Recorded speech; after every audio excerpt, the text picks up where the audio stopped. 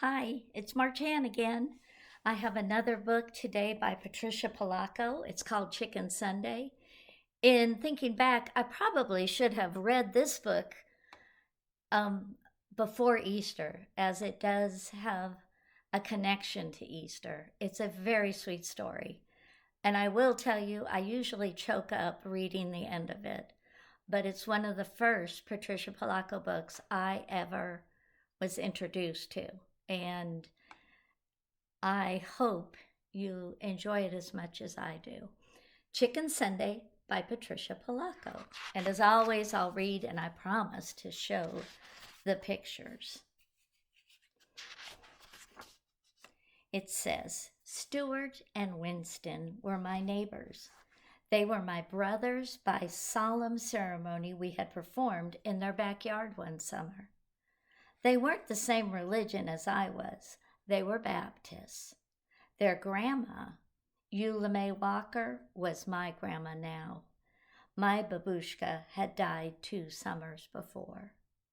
She calls her grandma babushka. Sometimes my mother let me go to church on Sunday with them. How we loved to hear Miss Eula sing. She had a voice like slow thunder and sweet rain.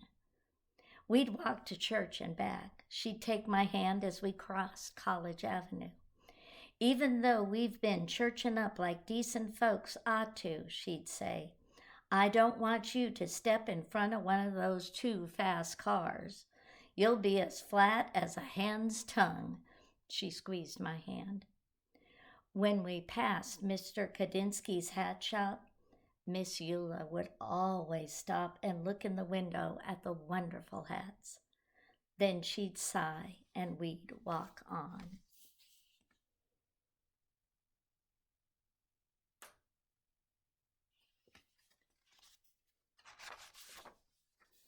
We called those Sundays Chicken Sundays because Miss Eula almost always fried chicken for dinner.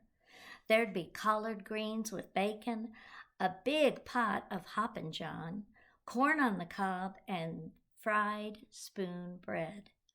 One Sunday, at the table, we watched her paper fan flutter back and forth, pulling moist chicken fried air along with it. She took a deep breath. Her skin glowed as she smiled. Then she told us something we already knew. That Easter bonnet in Mr. Kadinsky's window is the most beautiful I ever did see, she said thoughtfully. The three of us exchanged looks. We wanted to get her that hat more than anything in the world. There she is dreaming of that hat as they all sat at the table. Looks like a happy group. Stuart reached into the hole. I want to make sure I didn't skip a page. Sometimes they get stuck.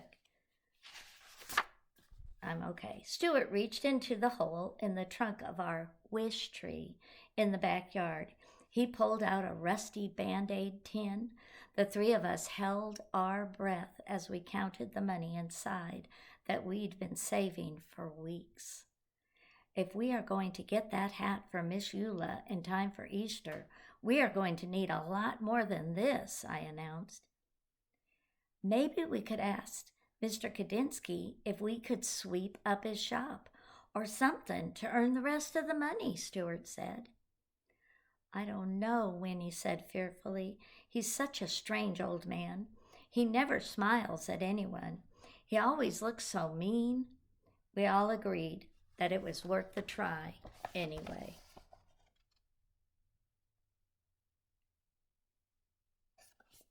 And that's the hole of the tree that they keep their Band-Aid box in.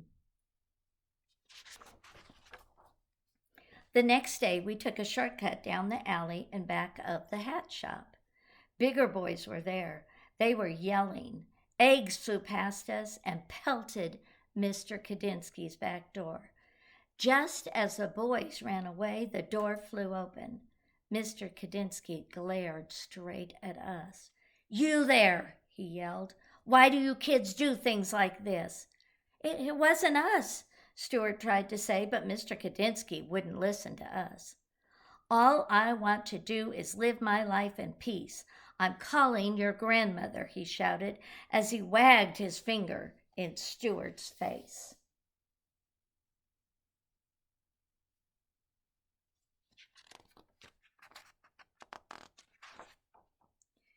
Miss Eula was waiting in her living room for us. Miss Eula, we didn't throw those eggs, I sobbed. Some big boys did, Stuart puttered. What were you doing at the back of his shop in the first place? She asked. We knew we couldn't tell her the truth, so we just stood there and cried. She looked at us for a long time. Baby dears, I want to believe you. Heaven knows that I brought you children up always to tell the truth. If you say you didn't do it, then I believe you. It is too bad, though, she went on to say. That poor man has suffered so much in his life. He deserves more than eggs thrown at him. You know, he thinks you threw the eggs. You'll have to show him that you're good people. You'll have to change his mind somehow.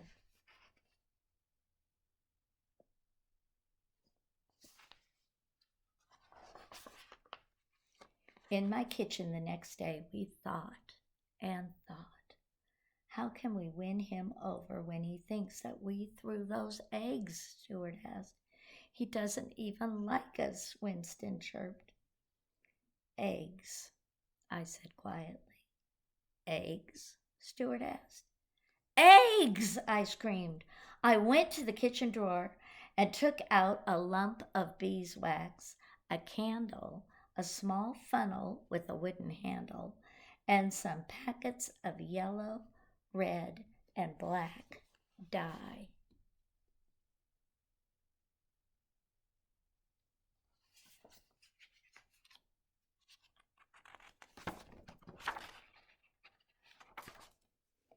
Mom helped me show the boys how to decorate the eggs the way my booby had taught us, the way they do it in the old country. We made designs on the eggshells with hot wax, then dyed them, and finally melted off the wax patterns. We put the eggs in a basket, and even though we were afraid, we marched into Mr. Kadinsky's shop and put them on the counter. That's her mother helping them learn how to do it, how to make these eggs. He raised his eyebrows and glowered at us. Then his eyes dropped to the basket. Spasiba, he said softly. That means thank you in Russian. Paisaki eggs, he said as he looked closely. I haven't seen these since I left my homeland. We didn't throw those eggs at your door, Mr. Kadinsky, we told him. He looked at us for a minute. Well, then you have great courage to be here. Shutzpah. You have chutzpah. Then his eyes glistened and his mouth curled into a warm smile. Come, have some tea with me. Look at the eggs. Aren't they pretty?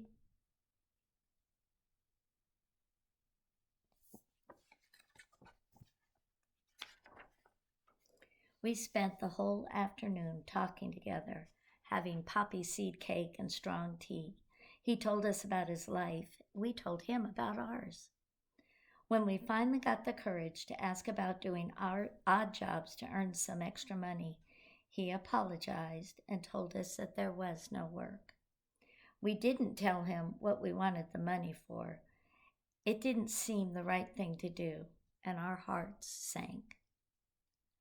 I tell you this, he said thoughtfully, these eggs are as beautiful as my hats. Stuart, Winnie, and I looked at each other. It's almost Easter, he went on to say. I'm sure that people would love these eggs. Set up a table and sell them right there in my shop. Make sure you can see the picture.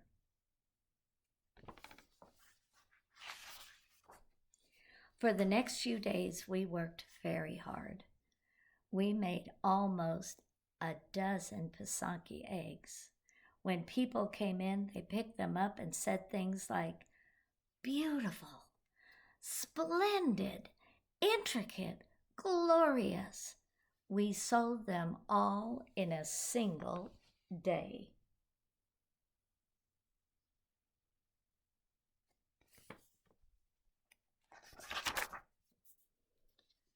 That afternoon, when all the eggs were gone, we counted our money. We had more than enough for that hat. Just as we were about to tell Mr. Kadinsky that we wanted to buy the hat, he came out from the back room holding a beautiful hat box, gift wrapped. Keep your money, children, he said softly. I have seen Miss Eula admire this.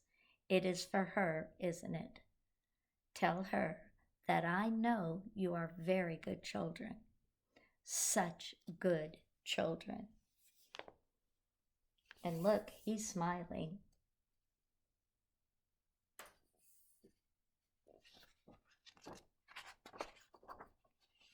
When Easter Sunday arrived, we thought our hearts would burst when we watched Miss Eula open the hat box.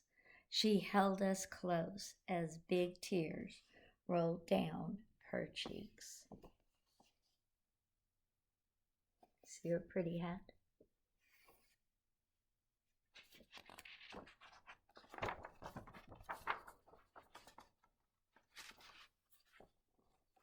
Our hearts sang along with the choir that Sunday. She looked so beautiful in that hat.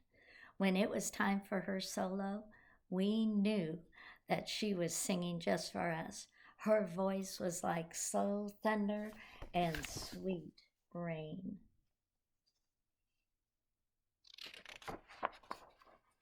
Later that day, as Miss Eula sat at the head of the table, she said, oh, baby dears, I can die happy now. And after I'm dead on Chicken Sundays, I want you to boil up some chicken, bones, gravy, and all, and pour it over my grave. So late at night when I'm hungry, I can reach right out and have me some. Then she rolled her head back and laughed from a deep, holy place inside.